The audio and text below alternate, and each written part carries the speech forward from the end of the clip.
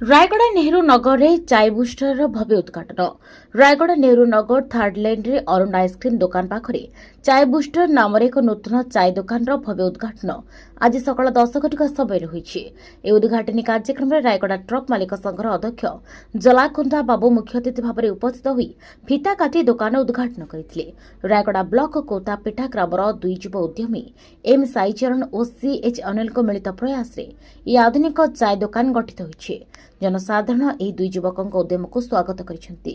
ଦୋକାନ ମାଲିକଙ୍କ କଥା ଅନୁସାରେ ଚାଇ ବୁଷ୍ଟରରେ ବିଭିନ୍ନ ପ୍ରକାର ଚା, କଫି, ସ୍ନାକ୍ସ, କ୍ଷୀର, ଲସି, ମକଟେଲ ଏବଂ ଆଇସ୍କ୍ରିମ୍ ଉଚିତ ମୂଲ୍ୟରେ ଗ୍ରାହକଙ୍କୁ ଯୋଗାଇ ଦିଆଯିବ।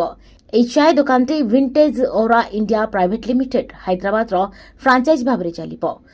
उद्घाटनी कार्यक्रम में चार्टर्ड अकाउंटेंट डी पृथ्वी, वरिष्ठ समाजसेवी हसमुख हसभाई, केसी पटायक, रजिता मैडम, युव नेता कुंडाबतला श्रीनिवास सहित अनेक अतिथि उपस्थित होई उद्घाटन कार्यक्रम को सफल करथिले।